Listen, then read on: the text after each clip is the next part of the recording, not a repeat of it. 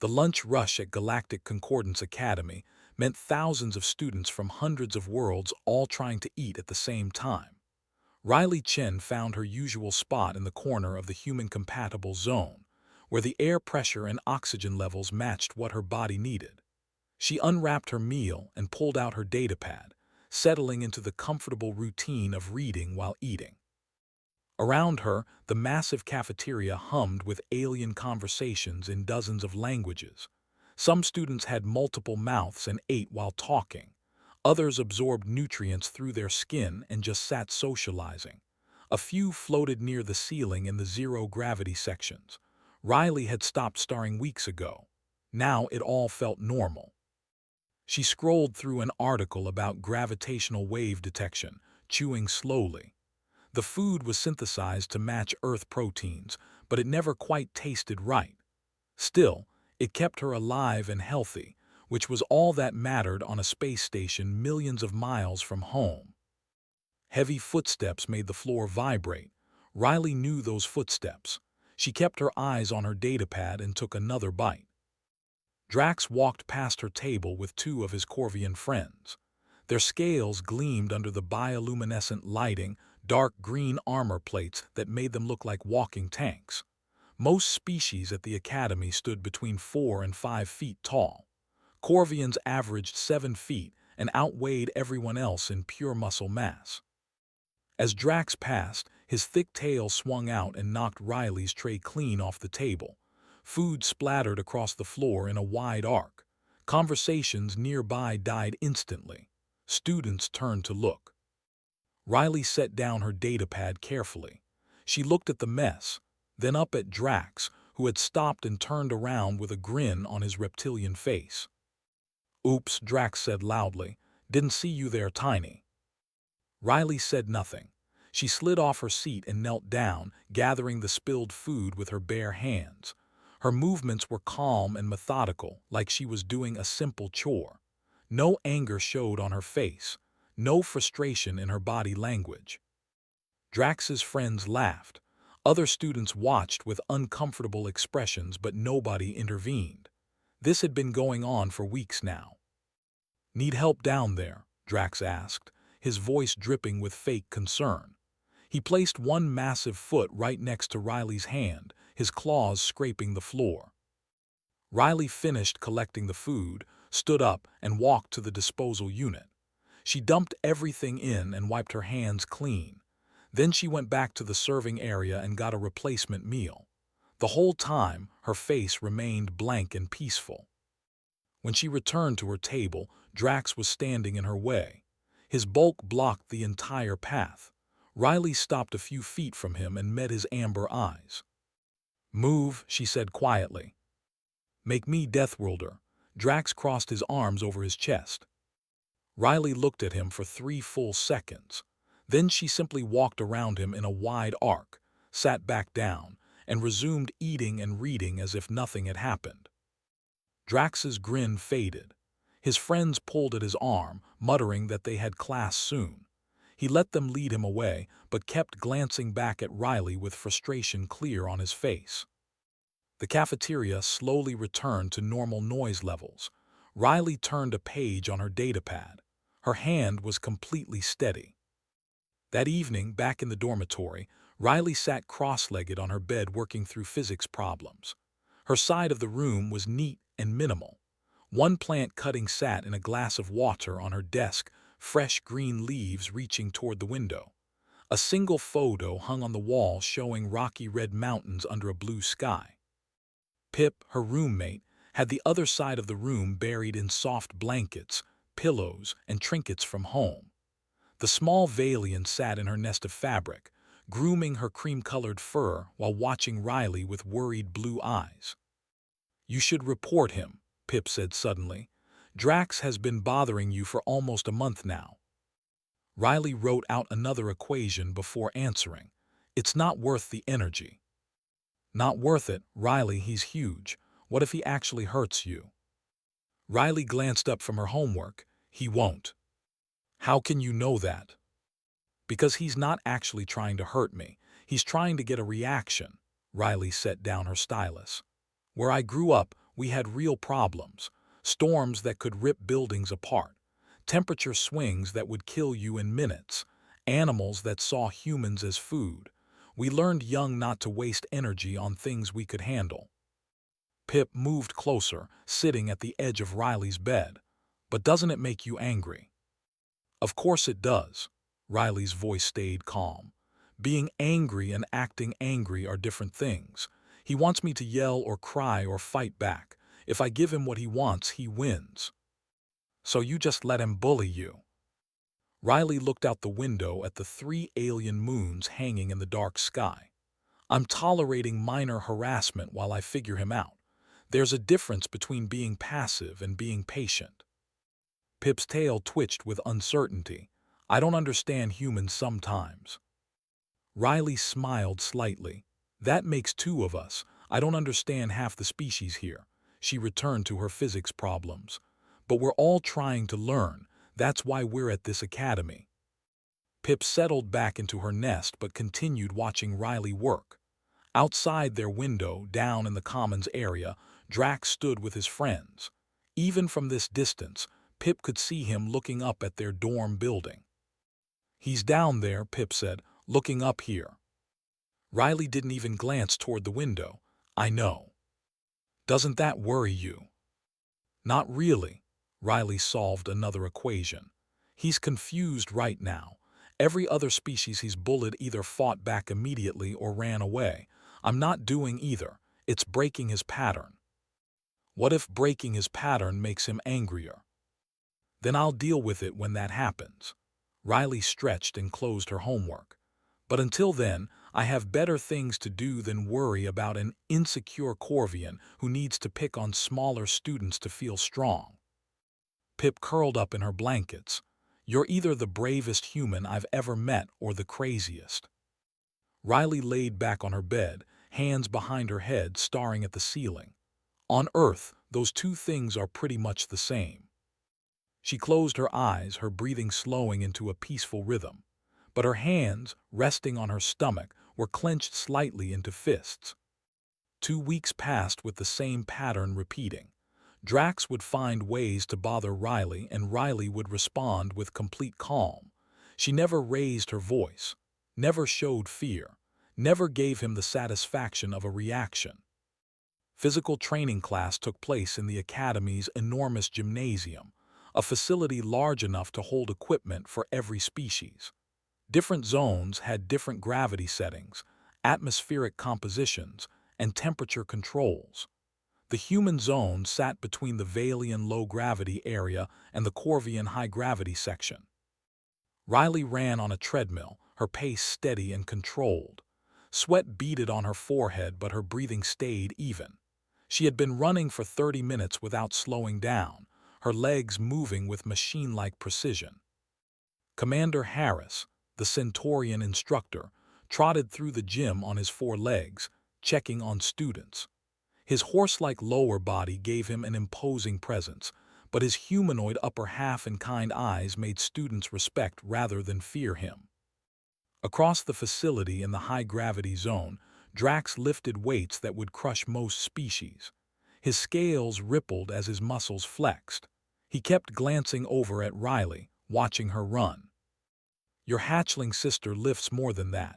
Drax called out loudly enough for the whole gym to hear. His friends laughed on cue. Riley's pace didn't change. She didn't look his way, just kept running. Drax's jaw clenched. He slammed his weights down harder than necessary. Commander Harris blew his whistle. Water break 5 minutes. Students moved toward the refreshment stations scattered throughout the gym. Riley slowed her treadmill to a stop, grabbed her towel, and wiped her face. She took a long drink from her water bottle, her back to the rest of the gym. Drax made sure Commander Harris was busy helping a struggling Minoran student with their form. Then he casually walked past Riley's treadmill, his thick fingers brushing against the control panel. The adjustment was subtle. The gravity weight settings jumped from Earth normal to 3 times higher. Drax walked away whistling. Riley returned to her treadmill and strapped in for the second half of her run. She hit the start button. The machine groaned. Riley's legs suddenly felt like they weighed 300 pounds each. The treadmill belt tried to move at normal speed but with triple gravity. Each step became a battle. Riley's eyes widened. She immediately recognized what was wrong and slapped the emergency stop button. The machine powered down with a dying whine. The weights crashed into their safety locks. Commander Harris was at her side in seconds. "What happened? Are you injured?" Riley checked the control panel, her face carefully neutral again. "The gravity settings malfunctioned, sir. They spiked to 3 times the programmed level." Harris examined the controls, his expression darkening. He looked around the gym, his eyes sweeping over every student. They landed on Drax, who was suddenly very focused on his own workout. "I'll report this to maintenance immediately," Harris said. "This could have seriously injured you." "I'm fine, sir. I caught it in time." Harris studied her face. "You have good reflexes, Chen. Most students would have tried to push through and hurt themselves." Riley nodded and stepped away from the machine. She finished her workout with bodyweight exercises instead, never once looking in Drax's direction. Later that afternoon, between classes, Riley sat in the academic quad with Pip and 2 other students. The quad was a beautiful space with floating benches, holographic study areas, and exotic plants from dozens of worlds. Overhead, the environmental dome showed the alien sky with its strange constellations. Pip struggled with an astrophysics problem on her datapad. "I don't understand gravitational lensing at all." Riley leaned over to look at the problem. "Think of it like looking through a curved glass. The massive object bends space around it, and light follows that curve." A thin, insectoid student named Clicks clicked his mandibles in understanding. "So we can see objects that are behind the massive object." "Exactly." Riley drew a diagram in the air with her finger. Holographic lines appeared, showing how light bent around a massive star. "The gravity creates a lens effect." "Oh," Pip's eyes lit up. "That makes so much more sense than the textbook explanation." A floating jellyfish-like student named Sora pulsed with bioluminescent appreciation. "You should be a teacher, Riley." "I just explain things the way that makes sense to me," Riley said with a small smile. Heavy footsteps approached. The small students tensed immediately. Riley didn't look up, but her posture changed slightly, her shoulders squaring. Drax loomed over their study group with his 2 friends flanking him. "Well, well, the Deathworld are playing teacher. What's next? Teaching us how to be weak like humans." Riley finally looked up at him. "We're studying for the astrophysics exam. You're welcome to join if you need help." The polite offer made Drax's face darken. Before Riley could react, he reached down and snatched Pip's datapad from her small paws. "Let's see what the Deathworlder is teaching you." Pip squeaked in distress. "Give that back." Riley stood up slowly. She was barely 5.5 feet tall, dwarfed by Drax's 7-foot frame, but her voice was steady. "Please return Pip's datapad. She has class in 10 minutes." Drax held the datapad high above his head where none of them could reach it. "Make me Deathworlder, or are you too scared to try?" Riley's eyes narrowed just slightly. "I'm asking politely, Drax. Return the datapad." "And if I don't?" Drax grinned, showing his sharp teeth. Riley took a slow breath. "Then you'll prove you're exactly what I think you are. A bully who picks on people smaller than himself because he's too insecure to face anyone his own size." Drax's grin vanished. His friends shifted uncomfortably. Several other students in the quad had stopped to watch. Instead of responding, Drax threw the datapad toward the nearby fountain. The expensive device tumbled through the air. Riley moved like lightning. Her hand shot out and snatched the datapad mid-flight, her reflexes impossibly fast. She caught it so quickly that Drax actually flinched backward in surprise. For a moment, complete silence filled the quad. Students stared at Riley with new expressions. That kind of speed wasn't normal. That was Deathworld reflexes in action. Riley checked the datapad for damage, then calmly handed it back to Pip. "Thank you, Riley," Pip whispered. Riley gathered her things. "I'll see you all in class." She walked away without another word, her movements controlled and deliberate. But her hands, gripping her own datapad, were white-knuckled. Drax watched her leave, his pride wounded. One of his friends muttered, "She's making you look stupid." Drax's claws extended slightly, not for long. 3 days later, Riley sat in the botanical gardens during the quiet evening hours. The gardens were her favorite place on the entire station. Different biodome sections recreated environments from dozens of worlds, but the Earth zone felt like home. Real grass grew under her feet.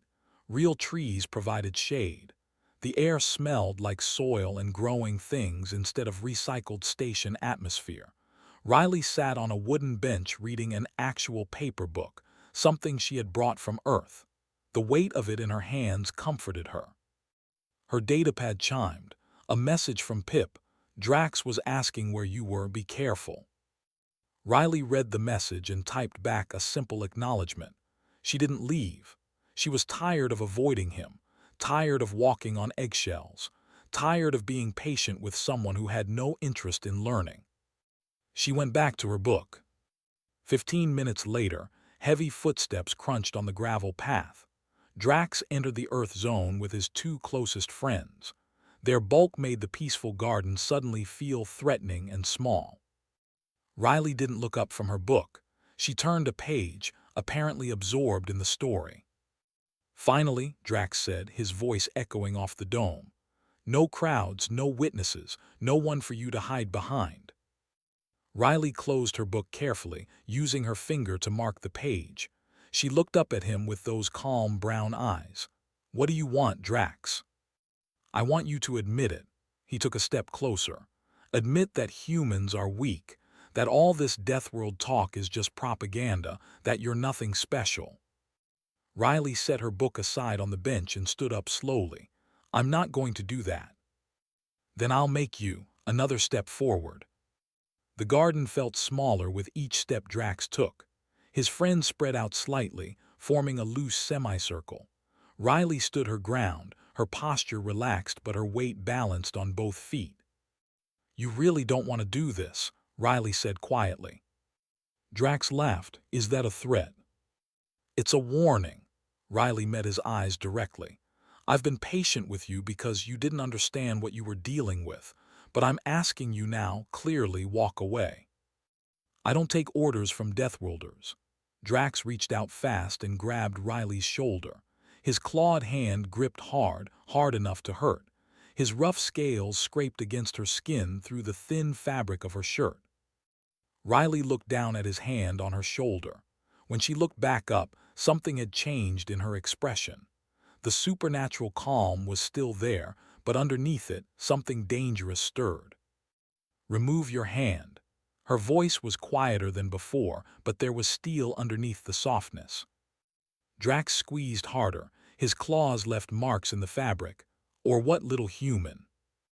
Riley's breathing changed. Deeper, more controlled. Her muscles tensed in a way they hadn't before. The peaceful student sitting in the garden was disappearing, replaced by something else. Something that had survived a world that tried to kill its inhabitants every single day. "Last chance." Each word was measured, deliberate. "Remove your hand." Drax's friends shifted nervously. They had never heard this tone from anyone before. It wasn't loud. It wasn't angry. It was the sound of a door closing, of a final warning being given. But Drax's pride wouldn't let him back down. Not in front of his friends. Not after weeks of Riley ignoring him. He pulled back his other hand, claws extended, ready to shove her hard. "I'm going to teach you what happens when you disrespect a Corvian warrior." Riley moved. The calm shattered like glass. In one fluid motion, she broke his grip with a wrist technique that used his own strength against him. Drax's hand was suddenly empty, gripping air. Before he could process what happened, Riley had redirected his forward momentum and used it to throw him off balance. Drax stumbled, his heavy body lurching sideways. Shock crossed his face. Nobody had ever done that to him before. Nobody was fast enough or skilled enough. He recovered quickly, genuine anger replacing his playful cruelty. This wasn't a game anymore. His pride was shattered. He swung at Riley with real force, enough to seriously hurt most species. But Riley wasn't there anymore. She had moved, her body flowing around his attack like water. Every motion was efficient, precise, trained. This wasn't random self-defense. This was someone who had learned to fight on a world where fighting meant survival. Riley struck back. Her fist connected with a nerve cluster just under his armored ribs. Drax grunted in pain, actual pain, something he rarely experienced. She swept his leg, using leverage and technique to compensate for the massive weight difference. Drax hit the ground hard. The impact shook the floor and made the trees rustle. He stared up at her in complete shock. His friends started to move forward to help. Riley's head snapped toward them, her eyes locked onto theirs. They froze. There was something in her expression that went beyond anger or fear or any normal human emotion. It was primal, ancient, the look of an apex predator that had been pushed too far, the look of something from a Deathworld. They backed away slowly, suddenly understanding what the word Deathworld really meant. Drax tried to get up. Riley moved again, faster than his eyes could track, and put him back down with a controlled strike to his shoulder. Not enough to permanently injure, but enough to make it very clear she could have if she wanted to. "Stay down," Riley said. Her voice was shaking slightly, but not with fear, with adrenaline, with months of controlled rage finally finding release. Drax stayed down. For the first time in his life, he was genuinely afraid. Security alarms started blaring. Someone had triggered an emergency call. Footsteps approached rapidly from multiple directions. As soon as Riley heard the security team coming, something changed. The wildness drained from her eyes. The supernatural calm flooded back over her face like a mask being put back on, but her hands were shaking. She looked at her own clenched fists like she didn't recognize them, like she was surprised by what they had done. She took 3 steps backward from Drax, breathing hard, and the peaceful student returned. But everyone who had witnessed what just happened would never see her the same way again. Security burst into the garden. They found Drax on the ground and Riley standing several feet away, her hands at her sides, her face expressionless. "What happened here?" the lead guard demanded. Riley opened her mouth to answer, but no words came out. She had finally snapped, and now she didn't know what to say. The disciplinary office felt cold despite the comfortable temperature. Riley sat in a chair that adjusted to her human proportions, hands folded in her lap, staring at nothing. She had been sitting there for an hour while security reviewed footage and filed reports. Across the room, Drax sat in his own chair, holding his side where Riley had struck him. He hadn't said a word since security brought them both in. He just kept glancing at Riley with an expression she couldn't read. Dean Collar entered the office, his bark-textured skin rustling slightly as he moved. The Minoran Dean was old, ancient even by his species' long standards. His branches moved with deliberate grace as he settled behind his living wood desk. "I have reviewed the security footage," Dean Collar said, his voice like wind through leaves. "Multiple angles, multiple weeks of footage." He activated a holographic display. Images appeared in the air between them.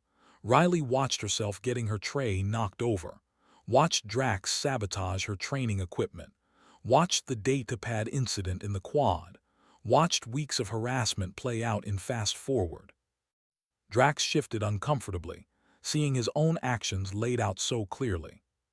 Finally, the footage reached last night. The garden, the confrontation, Riley giving Drax multiple warnings, Drax grabbing her, the fight that followed. Dean Collar paused the footage at the moment Riley put Drax on the ground. Her face was frozen mid-strike, wild and fierce, nothing like the calm girl sitting before him now. "Drax," the dean said, his ancient eyes focusing on the Corvian student.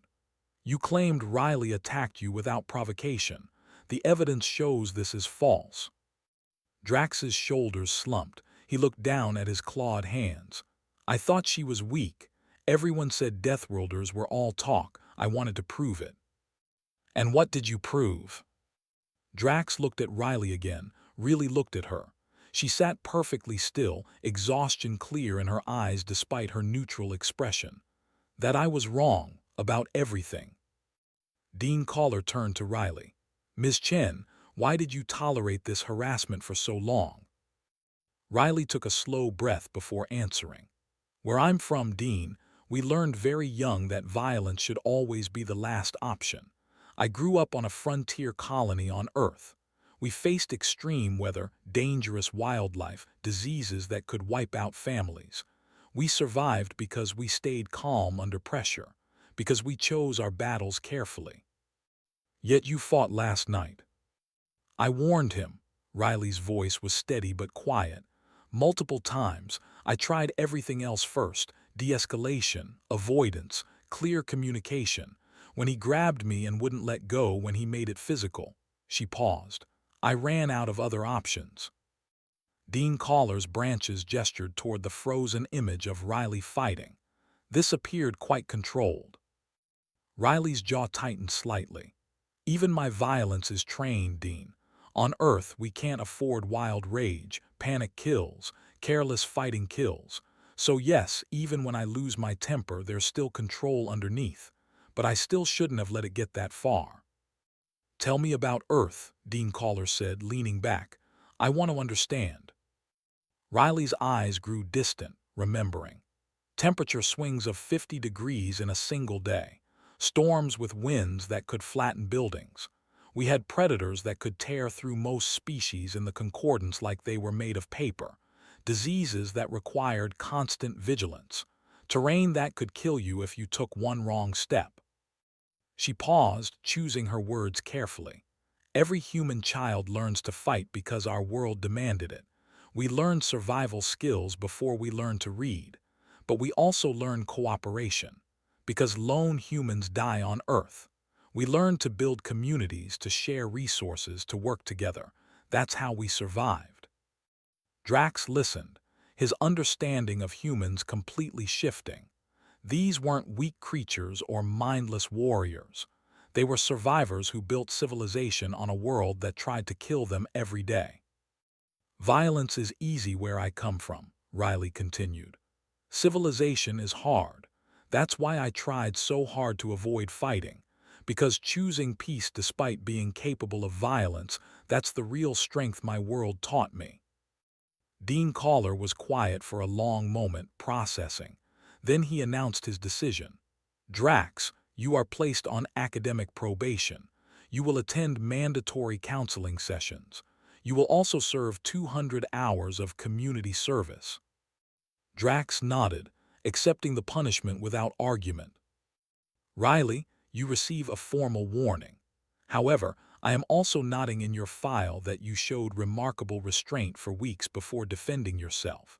You will serve 100 hours of community service alongside Drax."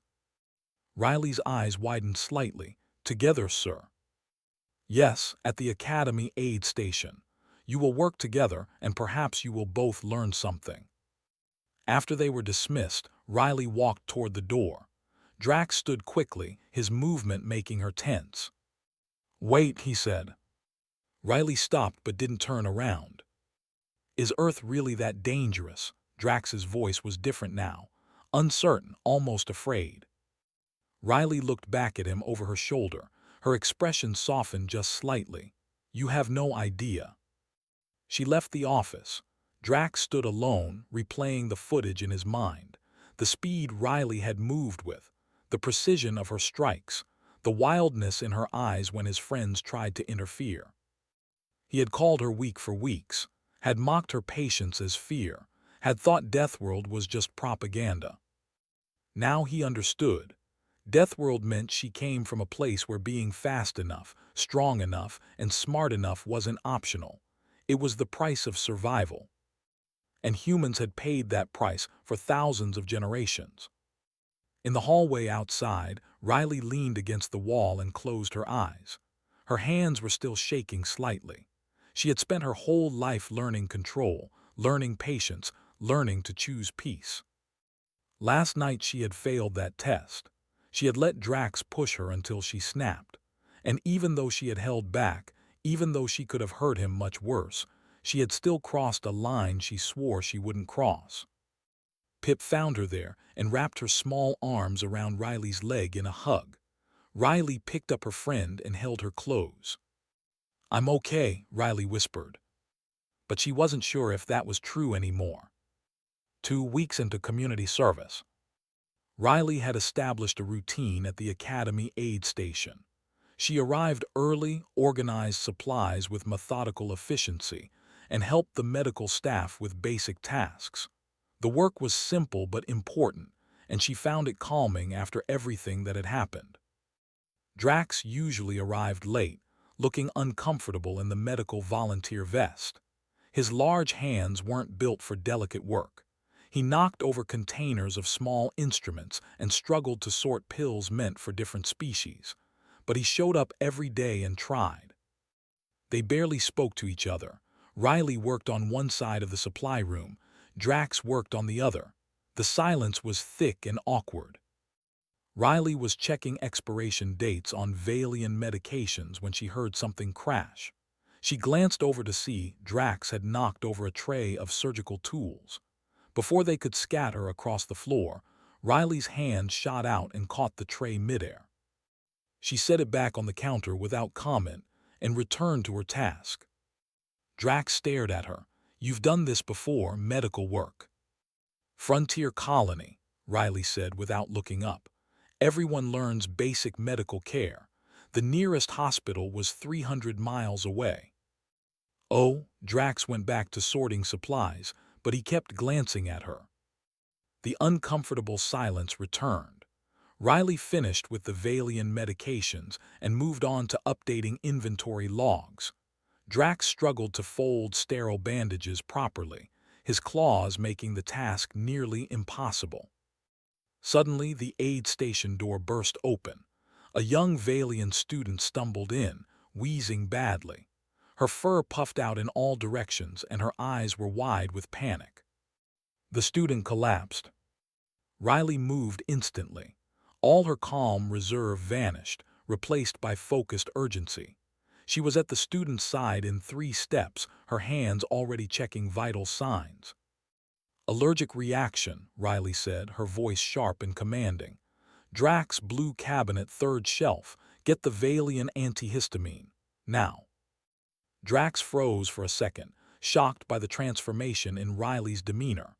Then he moved, following her instructions exactly. Riley positioned the student on her side to keep her airway clear. She spoke in a calm, soothing voice even as her hands worked quickly. "You're going to be okay.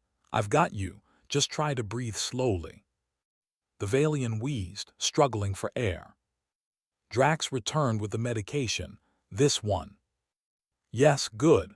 Riley took it, checked the dosage, and administered it with practiced precision.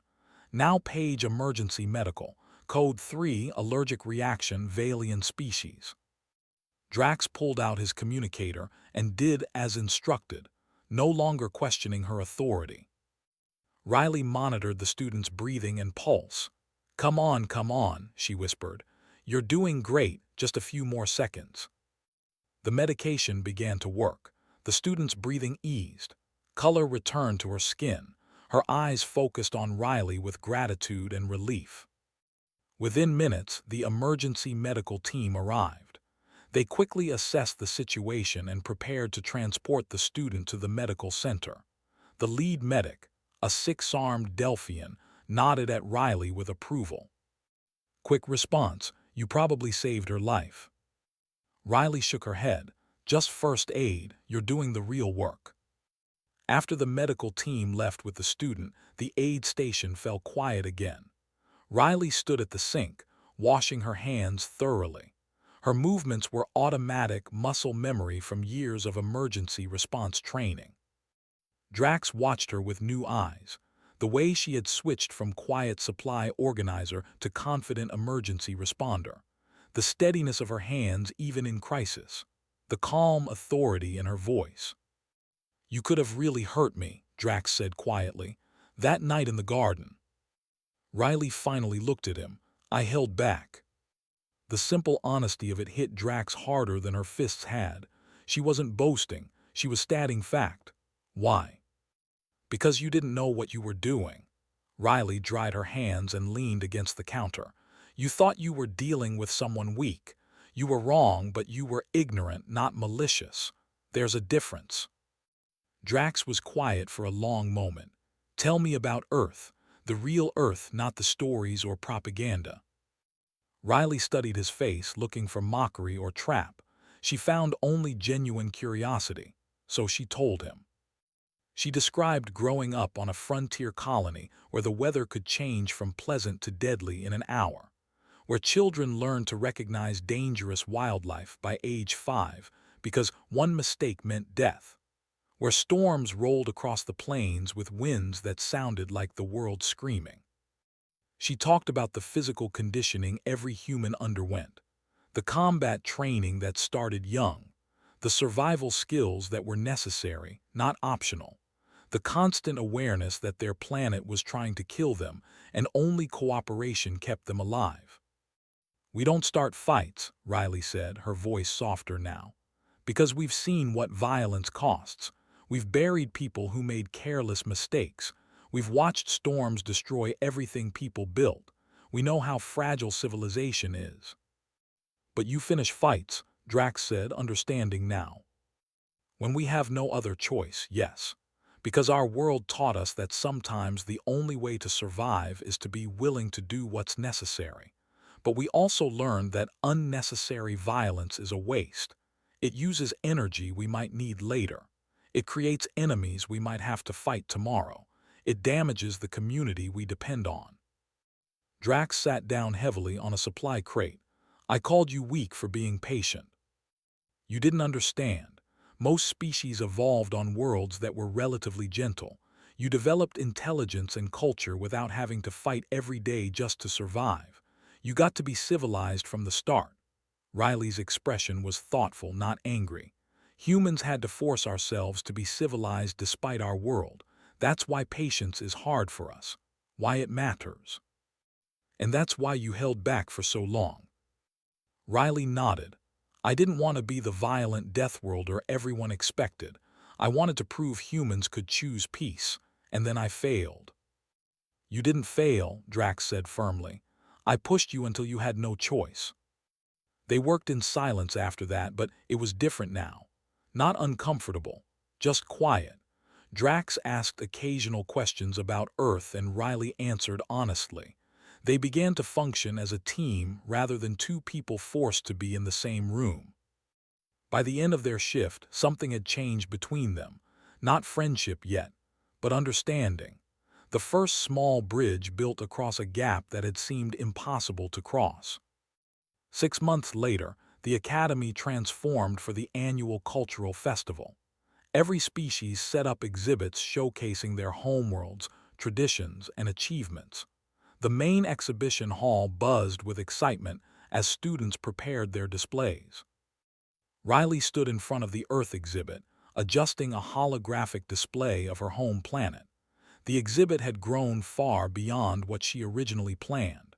Pip had helped design interactive experiences. Clicks contributed technical expertise for the virtual reality systems. Sora provided artistic touches to the visual presentations. And Drax had volunteered to help. The large Corvian moved carefully between display stands, his bulk surprisingly graceful now that he understood how fragile some things were. He carried a container of Earth soil samples, setting them down gently in the geology section. "Where do you want these?" Drax asked. Riley pointed to a spot near the climate display. "There, next to the temperature data." Students began filtering into the exhibition hall. The Corvian exhibit displayed their warrior traditions and honor codes. The Valian section showcased intricate fiber art and musical instruments. The Minoran display featured living plant sculptures that slowly changed shape. But the Earth exhibit drew the biggest crowd. Students lined up for the virtual reality experiences. One student emerged from a booth looking shaken, her tentacles quivering. That was just a normal thunderstorm on Earth. Another student tried the wildlife simulation and came out with his scales pale. Those predators live near your cities. Drax stood near the entrance, explaining things to curious students. A group of his Corvian friends approached, looking skeptical. "You're really helping with this?" one asked, "after what the human did to you?" Drax's expression grew serious. "After what I did to her, you mean? I harassed her for weeks. She warned me repeatedly. I didn't listen." He gestured to the exhibit. Humans evolved on a world that makes our homeworld look gentle. They had to become stronger, faster, smarter just to survive childhood. But they also had to become more cooperative because lone humans die on Earth. His friends looked at the displays showing Earth's harsh beauty. Massive storms, dense jungles filled with predators, temperature extremes, volcanic eruptions, earthquakes. "They're not monsters," Drax continued. "They're survivors who chose to build civilization despite their world trying to kill them every day. That takes more strength than any warrior tradition." At the main presentation stage, Riley prepared to address the gathered crowd. She wore simple Earth clothing, professional but not fancy. Pip stood nearby for moral support. Dean Caller approached and spoke quietly to Riley. "Impressive turnout. I have a proposal for you." Riley listened as the dean explained. The academy wanted to establish a formal cultural liaison program. With more human students expected to arrive next term, they needed someone who understood both human and alien perspectives. Someone who could help with integration and prevent conflicts. The position would include helping new human students adjust, Dean Caller explained. Educating other species about Earth culture, mediating misunderstandings before they escalate. You would be perfect for this role. Riley considered it. "I accept, but only on one condition. Drax continues volunteering with the cultural program. We need multiple perspectives, not just mine." Dean Caller's branches rustled with approval. "Agreed." Riley stepped onto the small stage. The crowd quieted. Hundreds of eyes from dozens of species focused on her. "Earth is called a Deathworld," Riley began, her voice carrying clearly across the hall.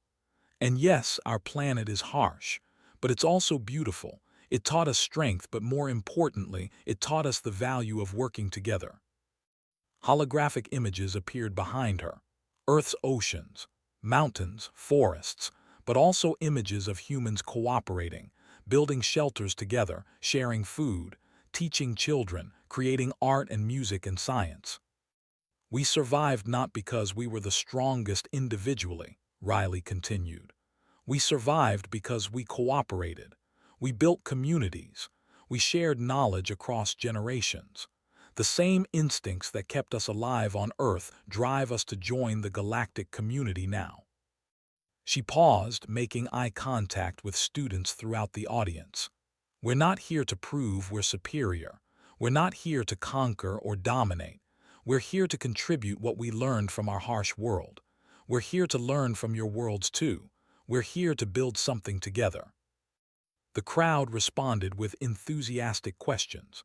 A small crystalline student asked about Earth's magnetic field. A floating gas being wanted to know about human music.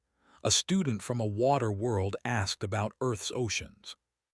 Riley answered each question patiently, thoroughly, making complex topics accessible. This was what she was good at, not fighting, teaching, building bridges.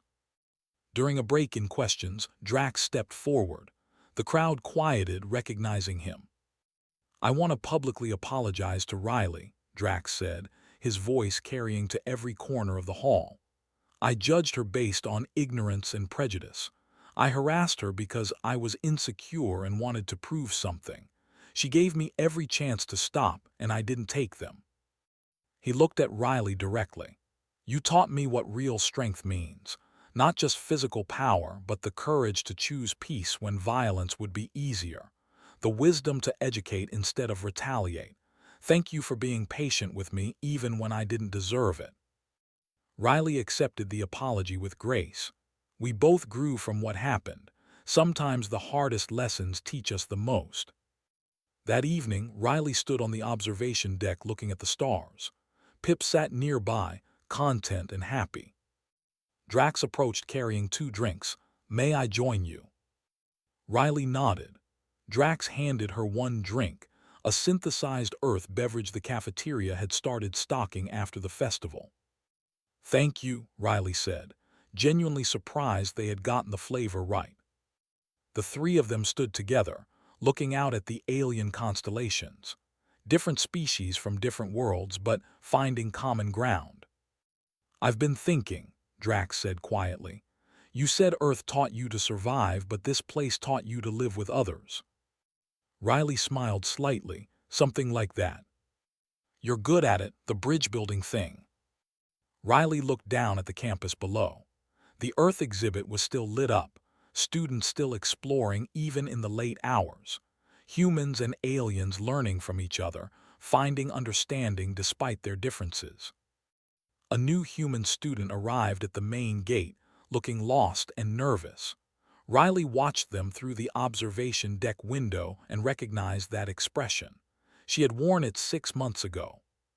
My work is just beginning, Riley said softly. Below, the academy thrived with diversity. Above, the stars promised countless more worlds to meet, countless more bridges to build. Riley Chen, the calm Deathworld girl who had finally snapped, had found her true strength. Not in her fists or her reflexes or her survival skills, but in her ability to turn conflict into understanding, fear into knowledge, and isolation into community.